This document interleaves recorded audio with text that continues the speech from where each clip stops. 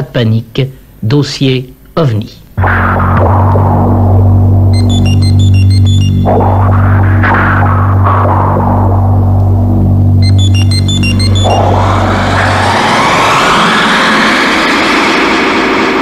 Dossier OVNI.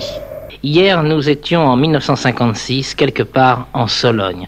Ce soir, Jean-Claude Bourret, pour notre 16e volet de ce dossier OVNI, pas de panique, nous allons dans le Nord, dans le Pas-de-Calais, exactement, et dans un temps beaucoup plus rapproché. C'est-à-dire que l'événement dont vous allez nous parler ce soir s'est passé au mois de décembre, le 31 décembre dernier. Il était 6 heures du matin, Monsieur Lifog, qui est commerçant, roulait au volant de sa voiture, et soudain, il a vu quelque chose d'absolument extraordinaire. Tellement extraordinaire d'ailleurs, il va vous le conter dans un instant, qu'il n'a pas réalisé tout de suite, et il a fallu qu'il revienne un peu plus tard pour se rendre compte qu'il avait bien vu le décollage d'une espèce d'énorme cigare de 20 à 30 mètres de haut. Et Euloge Boissonnade a refait le trajet avec lui au volant de sa voiture.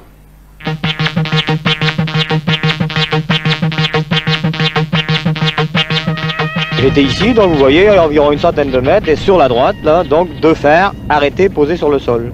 Donc je continue d'avancer, et brusquement, ces fers viennent vers ma direction, puis tournent. Alors je vois plus rien, pas de feu rouge. Je pense que le véhicule est parti sur ma gauche, dans cette route là qu'on vient de passer, mais rien. Ça me semble bizarre. Et j'arrive ici, en face, ici dans les champs, environ à quelques centaines de mètres, une fusée posée sur le sol. Alors, une fusée? Ah oui, une fusée. Alors cette fusée, elle s'illumine. J'aperçois toute la forme de la fusée, 30, 50 mètres, je ne sais pas dire exactement. Alors, dès que j'arrive, elle bascule, je continue ma route, donc moi, elle bascule, elle s'irradie, c'est-à-dire qu'elle devient de plus en plus lumineuse. Quelle couleur? Eh bien, elle prend la couleur rouge, orangée, puis blanche, lumineuse, aveuglante, disons. Et alors là, moi je continue, et puis elle disparaît dans le ciel à une vitesse invraisemblable, quoi. Je vais faire mes achats jusque Lens. Puis je me dis, ma foi, il y a eu quelque chose qui ne va pas, quoi. J'ai bien certainement vu quelque chose d'anormal. Mes achats terminés, je reviens donc sur place. Je patrouille un peu dans les champs pour voir si j'avais vraiment vu quelque chose ou été victime d'une hallucination. Donc je cherche dans les champs, je vois des empreintes de pas, de petits pas, très petits pas, qui convergent vers un endroit. Donc je les suis, je regarde. Et alors là, d'un seul coup, je trouve dans le sol une petite cuvette.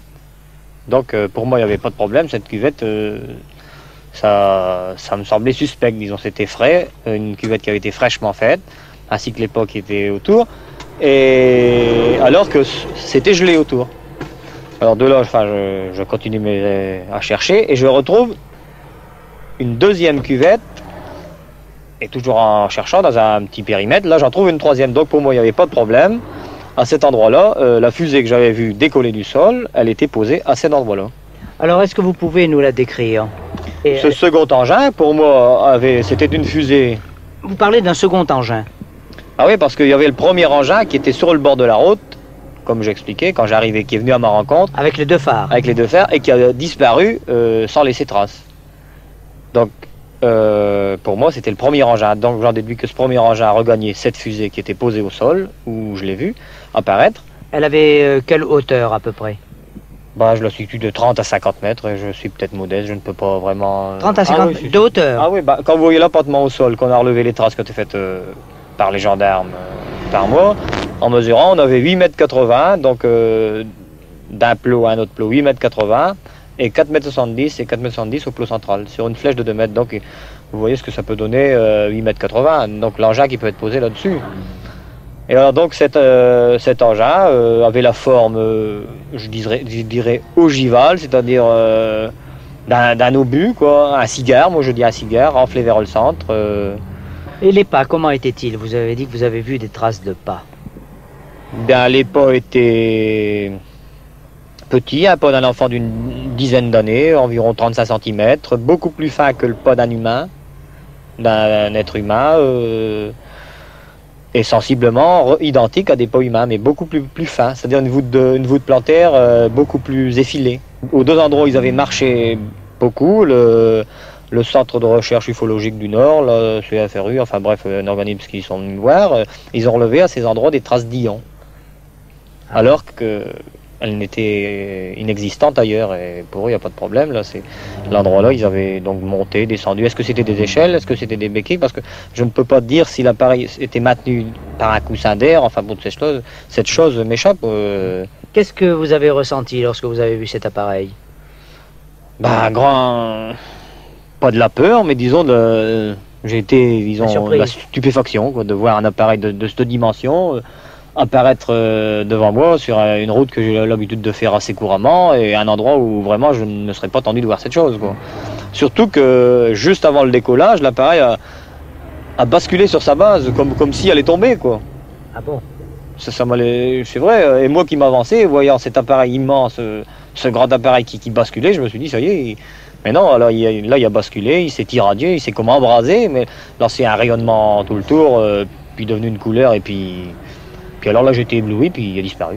Quand je suis revenu, donc j'ai mis mon véhicule dans ce chemin de traverse, là que vous voyez. J'ai donc commencé à chercher dans ce champ labouré, ici sur la gauche, vous voyez. Mais c'était gelé, il y avait de la gelée partout, hein. Et alors là j'ai aperçu des pas, donc ces êtres-là, ils avaient donc marché dans ce champ. Ils avaient certainement vadrouillé autour, quoi. Alors, j'ai cherché pendant 10-15 minutes, j'ai vu donc ces pas. Je pensais que c'était au premier abord des enfants qui cherchent de la ferraille, parce qu'ici on est quand même sur la ligne des combats de la guerre de 14-18. Là, il arrive que les gosses possèdent un peu d'argent de poche quand c'est les vacances, comme c'était les vacances, qui vont faire un tour dans les champs, mais j'en déduisais que c'était des petits pas, puis vraiment, ils ont été élevés dans la culture. Je sais très bien que les gosses ne cherchent pas dans un champ fraîchement labouré. Mais enfin rien ne donnait suite à mes suppositions. Et alors de ce fait-là, je passe de l'autre côté, et alors là je revois ces petits pas, et disons des endroits où c'était vraiment pas gelé, alors qu'ailleurs tout était gelé, donc je dis il n'y a pas de problème, là il y a des êtres, enfin moi je dis des êtres qui étaient là. Alors donc je converge vers l'endroit que vous voyez, là où les pieux sont encore, et là j'aperçois dans le sol, naturellement ici c'est piétiné parce qu'on a venu, mais c'était net, j'aperçois une petite cavité dans le sol. Sur un diamètre de 10 cm, on l'a mesuré exactement 10 cm sur 400 cm de profondeur. Mais aux deux plots les plus éloignés, l'engin on aurait dit que est-ce au décollage quand il avait basculé ou est-ce à l'atterrissage qui avait cherché sa stabilité, il y en avait plusieurs là, vous voyez, toujours autour d'un plot central, mais comme les béquilles, est-ce que l'engin avait cherché à s'assurer la stabilité. Et là les spécialistes avec leurs compteurs ont relevé les traces d'ions. Vous avez parlé de pas piétinés.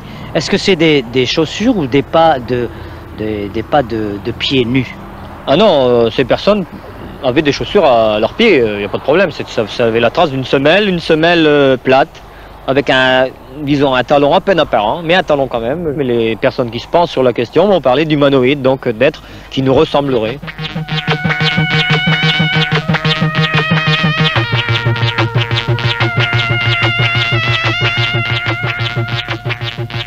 Évidemment, ce que raconte M. Lifog est assez extraordinaire. La gendarmerie a mené une enquête. Le capitaine, Yves Battard, raconte à Loge Boissonnade ses conclusions. Mon capitaine, c'est sur votre circonscription que M. Lifog a vu le 31 décembre dernier cet engin mystérieux qu'il vient de nous décrire. Alors, vous avez été enquêté sur place, vous avez vu M. Lifog, est-ce que ça vous paraît sérieux? M. Lifog nous a donné l'impression d'avoir vu cet objet. Il nous a dit à tel endroit, en nous montrant l'endroit, j'ai vu ceci, à tel autre endroit, j'ai vu cela. Ensuite, il nous a montré les traces après avoir cherché sur le terrain. Et effectivement, on a vu des traces qui ne nous ont pas paru très ordinaires. C'est-à-dire, quel genre de forme avaient ces traces? Ces traces avaient la forme de petits trous, de forme très régulière, comme si elles avaient été faites avec un objet en forme de demi-sphère pour la partie en contact avec le sol. Et nous avons mesuré l'espace qu'il y avait, la distance qui séparait ces trois traces.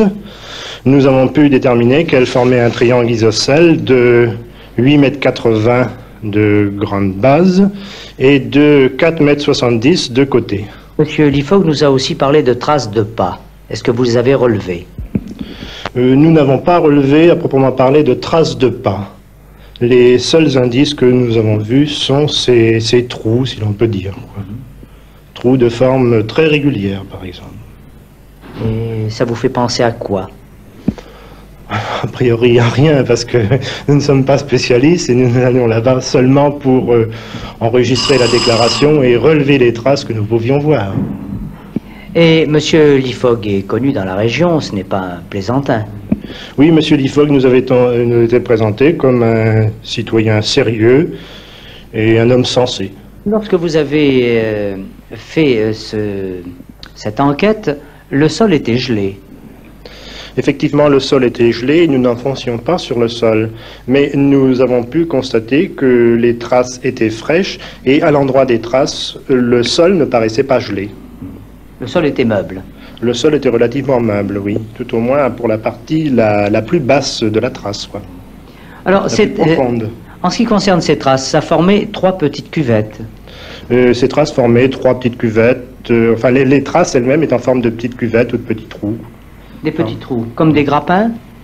Eh bien, ces trous ou ces cuvettes avaient 10 cm de diamètre et une profondeur moyenne de 4 cm. C'est un champ. Est-ce que ça ne pourrait pas être un engin agricole qui fait ces traces? Oui, nous n'avons pas eu l'impression que ces traces pouvaient être le fait d'un instrument agricole. Néanmoins, nous avons demandé au propriétaire du champ si l'un quelconque de ces instruments ne serait pas passé par là à une date assez récente, et il nous a répondu par la négative.